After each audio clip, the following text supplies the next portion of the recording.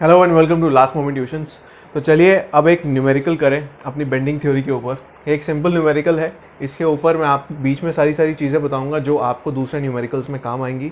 मैं सारी चीज़ें इसमें क्लियर करने की कोशिश करूंगा। अब पहले तो मैं आपको ये बोलूँगा कि वीडियो को पॉज करके इसको नोट डाउन करिए। सो आई होप आपने ये नोट डाउन कर लिया होगा। अब क्वेश्चन के अंदर वो ये कह रहा है कि a beam of 500 mm deep, जो हमें बीम की डेप्थ हमें गिवन है, राइट। पर साथ साथ उसने बोला है कि ये जो बीम है वो एक सिमेट्रिकल सेक्शन है। ये जो बीम है वो एक सिमेट्रिकल सेक्शन की बनी हुई है। सिमेट्रिकल सेक्शन का मतलब क्या होता है कि आपने पीछे देखा कि आपका आई सेक्शन होता है, सर्कुलर सेक्शन होता है, रेक्टेंगुलर सेक्शन होता है। These are your symmetrical sections. अगर न्यूट्रल एक्सिस के अबाउट देखें तो ये सिमेट्रिकल है, एक दूसरे के ऊपर फोल्ड हो जाएगा। और जहाँ मैं कहूँ ये ट्रायंगुलर सेक्शन है, ट्रायंगुलर सेक्शन को अगर मैं न्यूट्रल एक्सिस के अबाउट ऐसे फोल्ड करूँ तो क्या ये होगा? नहीं होगा ये फोल्ड। तो it is not a symmetrical section about this neutral axis. वो इस न्यूट्रल एक्सिस के अबाउट ये सिमेट्रिकल नहीं है, राइट। तो उसने बोला है कि एक सिमेट्रिकल सेक्शन लिया है, राइट। अब उसने ये स्पेसिफाई नहीं किया कि कौन सा सेक्शन है, बट उसने ये कहा है कि उसका मोमेंट ऑफ इनर्शिया कितना है, उसने वो स्पेसिफाई कर दिया है पहले ही, राइट। तो आपको मोमेंट ऑफ इनर्शिया अभी कैलकुलेट करने की जरूरत नहीं है इस क्वेश्चन के अंदर। अब वो साथ साथ ये कह रहा है कि उसका जो स्पैन है वो 10 मीटर का है, और साथ साथ जो उसकी सपोर्ट कंडीशन है वो सिंपली सपोर्टेड है।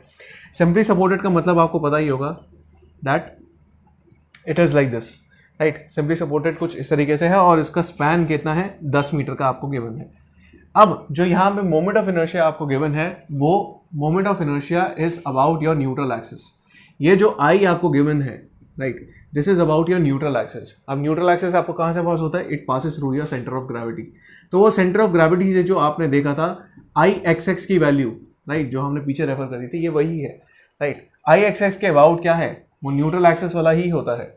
तो न्यूट्रल एक्सिस हमेशा आपका कहाँ से पास होता है? It passes through your centre of gravity. तो ये वही चीज़ है। तो जहाँ पे भी आपको ऐसे आई गिवन होगा तो उसका मतलब आपका, उसका कहने का मतलब ये है कि वो न्यूट्रल एक्सिस के अबाउट ही है।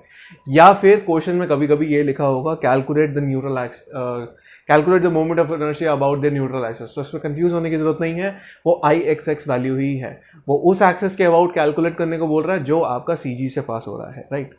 अब आपको ये चीज़ बेसिक चीज़ें गिवन है, स्पैन 10 मीटर का है और आई गिवन है, राइट। अब वो कह रहा है फर्स्ट पार्ट के अंदर calculate the uniformly distributed load. हमें पता है कि यूनिफॉर्मली डिस्ट्रीब्यूटेड लोड किस तरीके का होता है। It may carry and if maximum bending stress is not to exceed 150 newton per mm square. अभी हम सिर्फ पार्ट ए को ही देखते हैं, अभी हम सेकेंड पार्ट को भूल जाते हैं, ठीक है। अब वो कह रहा है कि calculate the uniformly distributed load, it may carry. अब ये देखिए यूनिफॉर्मली डिस्ट्रीब्यूटेड लोड कुछ इस तरीके से होता है, ठीक है। Let's say this is your load W, ठीक है। और हमें पता होना चाहिए कि इसका बेंडिंग मोमेंट डायग्राम कुछ किस तरीके से होता है, राइट। इसका बेंडिंग मोमेंट डायग्राम कुछ इस तरीके से होता है हमेशा, राइट। जो आपका यूडियल अगर पूरे स्पैन के ऊपर होता है तो उसका बेंडिंग मोमेंट डायग्राम कुछ इस तरीके से होता है। और इसकी जो मैक्सिमम वैल्यू होती है यहाँ पे बेंडिंग मोमेंट की, जो मैक्सिमम वैल्यू होती है यहाँ पे है WL²/8। वो होती है WL²/8। L यहाँ पे जो है आपका स्पैन है, राइट। तो ये जनरल रिजल्ट होता है, ये आपको याद होना चाहिए। अब ये मैक्सिमम वैल्यू है, दिस इज WL²/8, ठीक है। अब ये WL²/8 मैक्सिमम वैल्यू है, तो वो कह रहा है कि इस W को निकालो, इस W को निकालो, ठीक है। हमें तो यार भैया एक ही चीज पता है, हमें इक्वेशन पता है, राइट। हमें क्या पता है? देखिए ए पार्ट हमें पता है बस कि that M/I is equal to sigma divided by y। हमें पता है that M/I is equal to sigma divided by y, ठीक है। हमें ये चीज़ पता है अभी तक। और ये मैंने कहाँ से निकाला है? ये बर्नौली इक्वेशन से निकाला है। हमने अभी जो तीसरा पार्ट है E/R, इसको मैंने निगलेक्ट कर दिया क्योंकि इसकी ज़रूरत नहीं है मेरे को अभी, ठीक है। अभी इसकी मेरे को ज़रूरत नहीं है, मुझे सिर्फ और सिर्फ इस पोर्शन की ज़रूरत है, ठीक है। अब क्या है, मेरे को मैक्सिमम पता है। अब मैक्सिमम के कॉरेस्पॉन्डिंग मेरे को जो स्ट्रेस मिलेगा वो भी क्या होगा? मैक्सिमम होगा, राइट। अब हम सिंपल क्या करेंगे, इसमें जो जो हमें वैल्यूज पता है, जो जो वैल्यूज हमें पता है हम इसमें सब्स्टिट्यूट कर देते हैं, ठीक है। तो देखिए M/I हमें पता है कितना है, I कितना है? 1 × 10⁻⁴, ठीक है, mm⁻⁴। फिर उसके बाद सिग्मा वैल्यू मैक्सिमम आपको गिवन है, that is 150 newton per mm square. Right, so it is 150 newton पर mm²। ठीक है, फिर उसके बाद y डिस्टेंस आप कैसे निकालेंगे? y डिस्टेंस क्या है, क्योंकि ये सिमेट्रिकल है, y डिस्टेंस आप लेंगे, क्योंकि आपको पता होना चाहिए that if this is your, supposedly ये एक मैंने सिमेट्रिकल सेक्शन लिया है, अब ये आपका न्यूट्रल एक्सिस है, ठीक है, ये आपका न्यूट्रल एक्सिस है, अब y आप ले रहे हो न्यूट्रल एक्सिस से डिस्टेंस, ठीक है, और ये मैक्सिमम वैल्यू कहाँ तक होगी? ये होगी टॉप तक, या फिर यहाँ पे नीचे बॉटम तक, राइट। या तो ये ऊपर वाली आपकी हो गई कंप्रेशन साइड, ये वाली हो गई आपकी टेंशन साइड। ये आप कैसे कह सकते हैं? क्योंकि आपका बीम जैसे इस तरीके से बेंड हो रहा है, ऊपर आपका कंप्रेशन आ रहा है, नीचे आपका टेंशन आ रहा है, राइट। तो मैक्सिमम इसको बोलेंगे टॉप मोस्ट फाइबर जो है, इसको मैं उसे बोलूंगा टॉप मोस्ट कंप्रेसिव फाइबर, ठीक है, इसको मैं बोलूंगा टॉप मोस्ट कंप्रेसिव फाइबर, इसको मैं बोलूंगा बॉटम मोस्ट, इसको मैं बोलूंगा बॉटम मोस्ट टेंशन फाइबर, ठीक है। एकदम नीचे जो इसके फाइबर है यहाँ पे, राइट, एट द बॉटम, एकदम बॉटम मोस्ट फाइबर जो इसका होगा वो आपका क्या है? टेंसाइल फाइबर, और bottom top most compression fibre. तो आपका जो मैक्सिमम वैल्यू आएगा, स्ट्रेस की जो मैक्सिमम वैल्यू होती है वो एकदम टॉप के ऊपर होती है। जैसे, क्योंकि हमें पता है that your stress is directly proportional to y, जैसे हमने पीछे डिस्कस किया that stress is directly proportional to y। इसका मतलब क्या है? ये पावर 1 से है, मतलब ये लीनियर रिलेशन है, राइट। अब मैंने कुछ इस तरीके से लिया, ये आपका हो गया लेट्स से कंप्रेसिव साइड, मैं इसको पॉजिटिव ले रहा हूँ, और टेंशन साइड है ये आपकी हो गई नेगेटिव साइड, ठीक है। आपने जो डिस्टेंस लिया है y का, right, let's say this is your y। अब इसकी जो टोटल डेप्थ है let's say this is your d, ठीक है। अब यहाँ पे टॉप मोस्ट फाइबर का जो डिस्टेंस होना चाहिए what it should be, that should be d/2, ठीक है। अब यहाँ पे y की वैल्यू क्या ले रहा हूँ मैं? इस फाइबर तक, टॉप मोस्ट फाइबर तक कितनी होनी चाहिए? d/2 होनी चाहिए। क्यों होनी चाहिए? बिकॉज ये सिमेट्रिकल सेक्शन है, जो CG है वो एकदम सेंटर में लाई कर रहा है, ठीक है। अब ये जो लाइन है, ये जो क्वांटिटी है, this is representing maximum stress, and that too maximum compressive stress, right. क्योंकि ये कंप्रेसिव साइड है इस पोर्शन के ऊपर, ये जो वैल्यू है आपकी इस ग्राफ के ऊपर, ये एक तरीके से ग्राफ है, राइट, ये एक तरीके से ग्राफ है, इसके ऊपर जो यहाँ पे टॉप मोस्ट वैल्यू है that is your sigma max, this is your maximum compressive stress, and this fibre, this at this bottom most, ये जो क्वांटिटी है this is representing sigma max for tension. Now this is maximum tensile stress, right, and that is also at a distance of d/2। और इस case के अंदर क्योंकि ये symmetrical section है, यहाँ पे y की वैल्यू जो टॉप मोस्ट फाइबर तक और बॉटम मोस्ट फाइबर तक y की वैल्यू क्या है? d/2 ही रहेगी, बिकॉज ये एकदम सेंटर से पास हो रहा है, राइट, ये एकदम सिमेट्रिकल सेक्शन है। तो यहाँ पे sigma max compressive, this is equal to sigma max tension, ठीक है। ये दोनों इक्वल होंगे यहाँ पे, और दैट टू ये इसमें साइन इक्वल नहीं होगा, आप ये कह सकते हो इसका मॉड, इसका जो मैग्नीट्यूड है वो इक्वल है, राइट, इसका जो मॉड है वो इक्वल आएगा, राइट। तो ये आपका यहाँ पे वो हो गया, आपको पता चल गया कि स्ट्रेस डिस्ट्रीब्यूशन डायग्राम किस तरीके से है। अब अगर मुझे कोई कह दे, राइट, ये मैं एक्स्ट्रा कॉन्सेप्ट बता रहा हूँ, अगर मुझे कोई कह दे कि मैं को इस पॉइंट के ऊपर, जैसे इस पॉइंट के ऊपर जो कि एट अ डिस्टेंस है let's say y1 y dash, जो कि एट अ डिस्टेंस है लेट्स से मैं एक पॉइंट ले देता हूं a, इस पॉइंट a के ऊपर स्ट्रेस कितना है? इस पॉइंट a के ऊपर स्ट्रेस कितना है? वो होगी ये वाली वैल्यू, ठीक है, वो होगी ये वाली वैल्यू। अब ये कितना डिस्टेंस है यहाँ पे? This is your y dash, ठीक है, ये आपका y डैश डिस्टेंस है। तो सिमिलर ट्राइंगल्स के कॉन्सेप्ट से मैं यहाँ पे लेट्स से सिग्मा डैश की यहाँ पे वैल्यू निकाल सकता हूँ। मैं यहाँ पे ये कह सकता हूँ that your sigma dash upon y dash is equal to sigma max divided by d/2, ठीक है। क्योंकि मैंने यहाँ पे सिमिलर ट्राइंगल्स का कॉन्सेप्ट लगा दिया, तो मैं जब मुझे मैक्सिमम पता है तो मैं किसी भी पॉइंट के ऊपर, मैं कोई भी पॉइंट कंसिडर कर लूँ, इस लाइन के ऊपर कोई भी पॉइंट कंसिडर कर लूँ, वहाँ पे मैं स्ट्रेस की वैल्यू निकाल सकता हूँ। कैसे? सिमिलर ट्राइंगल्स के कॉन्सेप्ट से। तो यहाँ पे डिस्ट्रीब्यूशन आपको पता चल रहा है कि डिस्ट्रीब्यूशन किस तरीके से है। ये आपका कैसे आया रिलेशन? सिमिलर ट्राइंगल्स आप कैसे कह सकते हो? ये आपको इसलिए पता चल रहा है क्योंकि आपका रिलेशन क्या है, लीनियर है। This relation is your linear relation. तो आपने क्या करा, यहां पे ये चीज समझी that your first of all आपका मैक्सिमम स्ट्रेस कहां पे डेवलप होता है। मैक्सिमम स्ट्रेस हमेशा आपका एक्सट्रीम फाइबर्स पे डेवलप होता है। अगर मैं कहूं मैक्सिमम कंप्रेसिव स्ट्रेस कहां डेवलप हो रहा है, वो इधर टॉप मोस्ट फाइबर पे हो रहा है जो कंप्रेशन साइड का एक्सट्रीम फाइबर है। अब मैं आपसे कहूं कि मैक्सिमम टेंशन स्ट्रेस कहां डेवलप हो रहा है, वो टेंशन साइड का एक्सट्रीम फाइबर, टेंशन साइड का एक्सट्रीम फाइबर हो गया, राइट, टेंशन साइड का एक्सट्रीम फाइबर हो गया। तो एक ये चीज पता चली हमें, दूसरी ये चीज पता चली कि that your stress is directly proportional to first of all your distance from the neutral axis. ठीक है, अब जो रिलेशन आ रहा है, right, in with respect to this depth from neutral axis and the stress, वो क्या है, लीनियर है, वो स्ट्रेट लाइन है। अब इससे क्या है, मैं किसी भी पॉइंट के ऊपर मैं स्ट्रेस की वैल्यू निकाल सकता हूं यहां से, ठीक है, with the concepts of similar triangles, क्योंकि ये रिलेशन लीनियर है। अब हमें पता चल गया क्वेश्चन में हमें क्या गिवन है, that the bending stress not to exceed 150 newton per mm square. ये 150 न्यूटन पर एमएम स्क्वायर से एक्सीड नहीं हो सकती। इसका मतलब यहां पे जो मैंने वैल्यू ली है that is your sigma max value, और इसके लिए मेरे को y का डिस्टेंस क्या लेना होता है, y मैक्स लेना होगा, right, this is your y max. y max मतलब जो मैक्सिमम एक्सट्रीम फाइबर तक का डिस्टेंस है,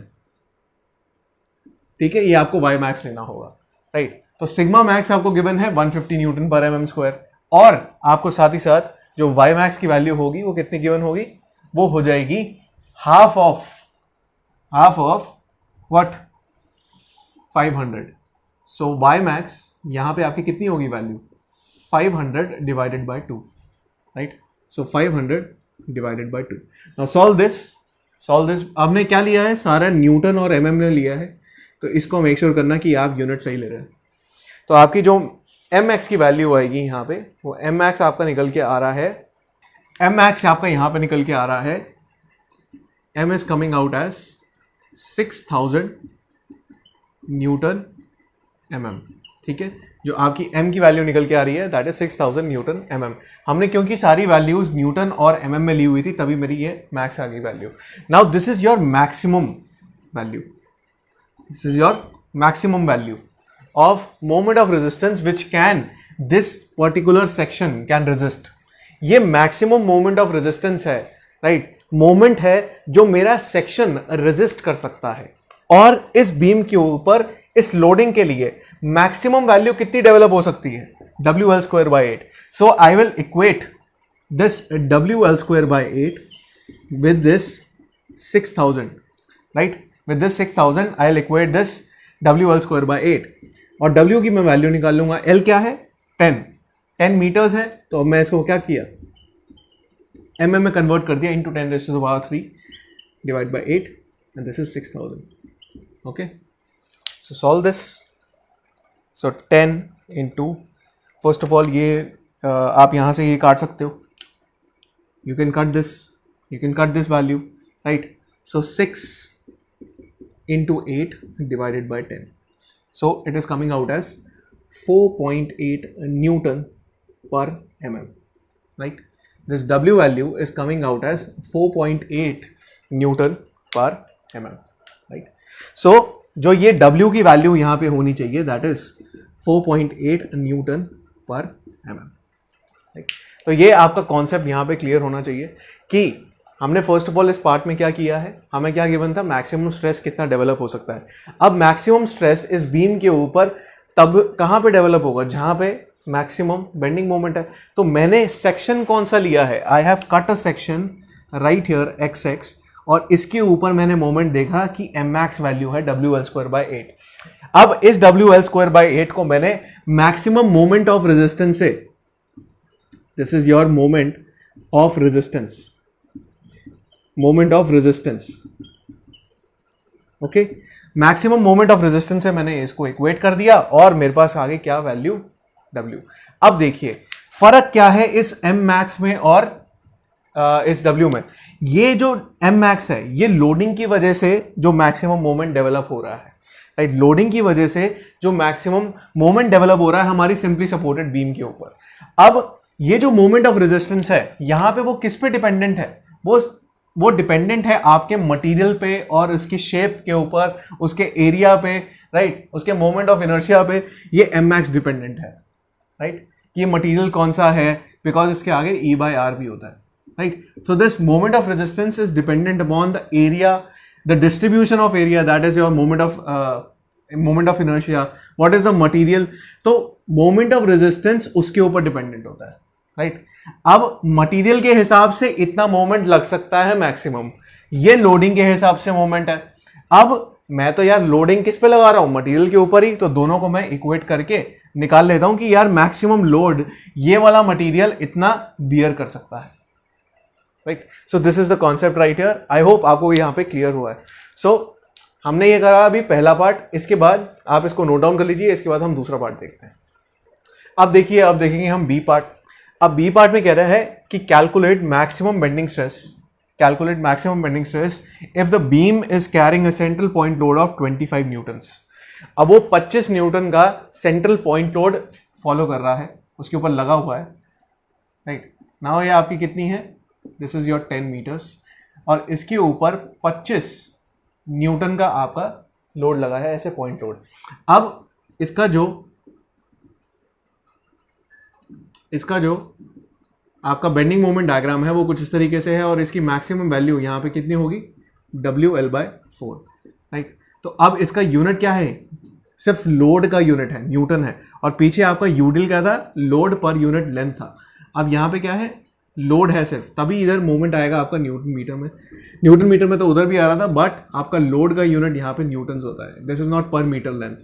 तो WL/4, so 25 into L is 10 divided by 4, so 250 divided by 4 in Newton meter. So this is your moment which is with respect to this loading. अब वो कह रहा है कि इस लोडिंग के हिसाब से बताओ कि मैक्सिमम स्ट्रेस कितना डेवलप होगा, राइट। तो हमें पता है that M/I is equal to sigma max divided by y max, हम कह सकते हैं ये होगा, right. Sigma max divided by y max. अब वाई मैक्स यहाँ पे कितना होगा, क्योंकि सिमेट्रिकल है तो D/2 ले लिया, तो 500 डिवाइड बाय 2, राइट। तो 500 डिवाइड बाय 2 कर दो, फिर 250 लिख दिया हमने वाई मैक्स की जगह। अब ये सिग्मा मैक्स हम लिख देते हैं। एम वैल्यू में क्या करूँगा, ये अब यहाँ पे ये मोमेंट ऑफ रेजिस्टेंस हो जाएगा, बिकॉज अब मैं इस लोडिंग के हिसाब से, इस मोमेंट के हिसाब से मैं मैक्सिमम स्ट्रेस कितना डेवलप होगा वो निकाल रहा हूँ। तो मैंने इसको सीधा यहीं पे सब्स्टिट्यूट कर दिया। सो 250 डिवाइडेड बाय 4। अब मैंने इसको मीटर से mm में कन्वर्ट करने के लिए 10⁻³ से मल्टीप्लाई कर दिया, और I की वैल्यू मेरे को गिवन है, दैट इज 10⁻⁴। अब इसके कॉरेस्पॉन्डिंगली आप लोग निकाल लो सिग्मा मैक्स की वैल्यू कितनी आएगी। यहाँ पे जो आपकी सिग्मा मैक्स की वैल्यू निकल के आ रही है दैट इज 1562.5 न्यूटन पर mm², राइट। 1562.5 न्यूटन पर mm²। अब ये maximum value at the centre और मेरे क्रॉस सेक्शन के एक्सट्रीम फाइबर्स के ऊपर, माने इधर इस पॉइंट पे और इस पॉइंट के ऊपर आपका ये वैल्यू कितनी है 1562.5, और वहाँ पे 1562.5। ये इस तरीके से यहाँ पे वैल्यूज आ रही है निकल के, राइट। तो आपसे ये क्वेश्चन में पूछा था। अब आपसे क्वेश्चन के अंदर और क्या क्या चीज़ें पूछ सकता है, आपको ये बोल सकता है कि सेक्शन मॉडुलस को बताओ। What is section modulus? First of all आपसे बोलेगा कि सेक्शन मॉडुलस को बताओ, और क्या क्या चीज़ है वो बोल सकता है। सेक्शन मॉडुलस हम लोग Z से डिनोट करते हैं। अब नाउ लेट्स से ये आपका एक सेक्शन गिवन है हमें। अब मैं आपको आगे कॉन्सेप्ट बता रहा हूँ एक सेक्शन मॉडुलस का। ये आपका एक सेक्शन गिवन है, और इस सेक्शन के अबाउट आपका, जैसे ये आपका न्यूट्रल एक्सिस है, इस न्यूट्रल एक्सिस के about this is your moment of inertia. अब मोमेंट ऑफ इनर्शिया है ये, और आपको पता है कि एक्सट्रीम फाइबर तक का आपका डिस्टेंस है y, राइट। तो आपने सिंपल इसमें जो आपकी इक्वेशन है उसमें आप I/y को लेते हैं, this is your section modulus, right. This is your section modulus, इसको हम Z से डिनोट करते हैं। अब बर्नौली इक्वेशन में ये कहाँ है, M/I is equal to sigma y y, right. यहाँ पे ये है। अब मैंने क्या करा, सिग्मा को यहाँ ले गया और उधर ले गया इस i को। So m is equal to sigma multiplied by i by y, right. यहाँ पे i बाय y आपका क्या हो जाएगा, this is your section modulus. तो आप इस तरीके से भी इक्वेशन को डिनोट करते हैं। सो सेक्शन मॉडुलस एक तरीके की आपकी ज्योमेट्रिकल क्वांटिटी ही है मोमेंट ऑफ इनर्शिया जैसे, जो कि आपको बता रही है इस सेक्शन का distribution about this neutral axis only. पर यहाँ पे देखिए आपका जो न्यूट्रल एक्सिस होता है, ये मोमेंट ऑफ इनर्शिया होता है, that is y square dot d A, ये होता है, राइट। और यहाँ पे आपका नीचे आप y से मल्टीप्लाई कर, y से डिवाइड करते हैं, तो y से आप ये चीज़ काट सकते हैं और यहाँ पे ये कह सकते हैं that is this is y dot d A, right. तो आप ये कह सकते हैं this section modulus is first moment, right. ये आपका सेक्शन मॉडुलस एक तरीके से फर्स्ट मोमेंट होता है, राइट। तो आपसे क्वेश्चंस में कहीं ना कहीं आपको सेक्शन मॉडुलस निकालने को भी बोल सकता है, राइट। अब कुछ थोड़े से रेलेवेंट कॉन्सेप्ट्स और। अब आपका पहला कॉन्सेप्ट है यहाँ पे अभी जो एक्स्ट्रा जो मैं आपको कॉन्सेप्ट बता रहा हूँ सेक्शन मॉडुलस का। सेक्शन मॉडुलस हम उसको z से डिनोट करते हैं। अब सेक्शन मॉडुलस है क्या? Now if this is your symmetrical section, अब यहाँ आपका ये न्यूट्रल एक्सिस है, this is your neutral axis which is passing through the centre of gravity, ये एक सिमेट्रिकल सेक्शन है। अब यहाँ पे आपका मैंने क्या लिया है, y max, right. Extreme fibre तक ये डिस्टेंस कितना है, y मैक्स का, राइट। Now let's say इस रेक्टेंगुलर क्रॉस सेक्शन का moment of inertia about neutral axis में ले रहा हूँ INA।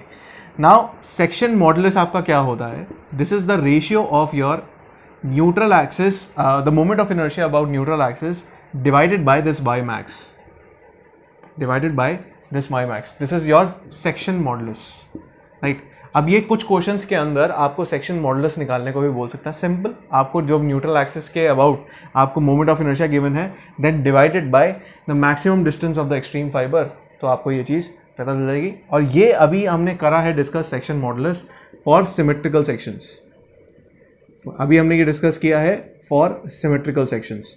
और अभी जो हमने पीछे क्वेश्चन भी किया था वो भी सिमेट्रिकल सेक्शन का क्वेश्चन था। नाउ अब हम बात करते हैं एक और कॉन्सेप्ट की, अनसिमेट्रिकल सेक्शंस में। अनसिमेट्रिकल सेक्शंस में हम लोग किस तरीके से आगे मूव फॉरवर्ड करेंगे। अब मैं एग्जांपल लेता हूं यहाँ पे एक अनसिमेट्रिकल क्रॉस सेक्शन का, जो कुछ इस तरीके से है। मैं एक आई सेक्शन का ले लेता हूं जो कि यहाँ पे एक अनसिमेट्रिकल है। कैसे अनसिमेट्रिकल है, ऊपर वाला फ्लैंज नीचे वाले फ्लैंज से क्या है, छोटा है, बड़ा है, राइट। तो इसका सेंटर ऑफ ग्रेविटी एकदम सेंटर पे नहीं होगा, जैसे एक इक्वल फ्लैंज वाले आई सेक्शन का है होता है, राइट। इक्वल फ्लैंज वाले आई सेक्शन का जैसे होता है एकदम सेंटर के ऊपर, ये उस तरीके से मोमेंट ऑफ इनर्शिया नहीं निकलेगा। नाउ इसके लिए आपको फर्स्ट क्या करना पड़ेगा, first you have to locate the centre of gravity.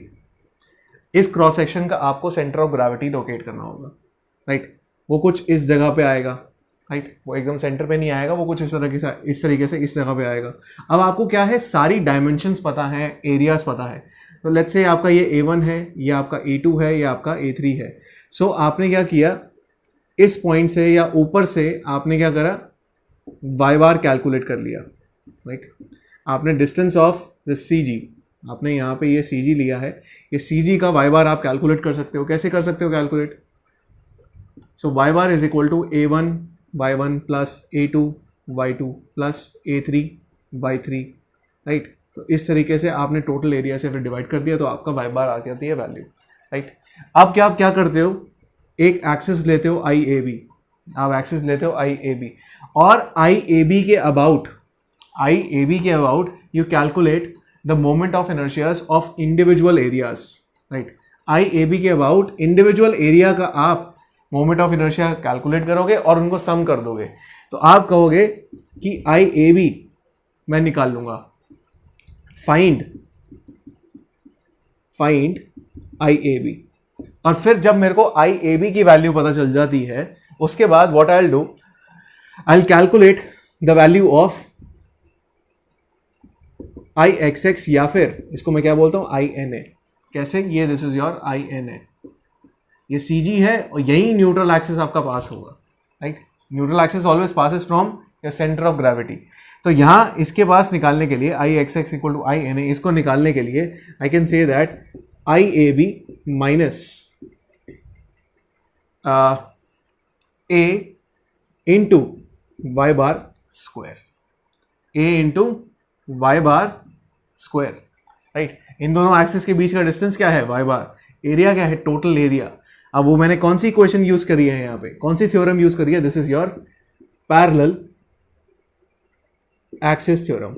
With parallel axis theorem I can calculate your neutral axis for unsymmetrical section, right. अब अनसिमेट्रिकल सेक्शन के लिए जब मेरे पास न्यूट्रल एक्सिस आ जाता है तो सिंपल, अब मैं m by I N A equal to sigma by y is equal to E by R में यहाँ पे सब्स्टिट्यूट करके मैं अपनी सारी वैल्यूज को निकाल लेता हूँ, राइट। तो अनसिमेट्रिकल सेक्शन और सिमेट्रिकल सेक्शन का डिफरेंस आपको पता चल चुका होगा। सिमेट्रिकल सेक्शन के लिए हमने देख लिया था कि कैसे कैसे आपको न्यूट्रल एक्सिस के अबाउट आपको आई एन ए निकालना था, हमने पिछली वीडियो में देख लिया था सारे सिमेट्रिकल सेक्शंस के लिए जो जनरल वैल्यू होती है।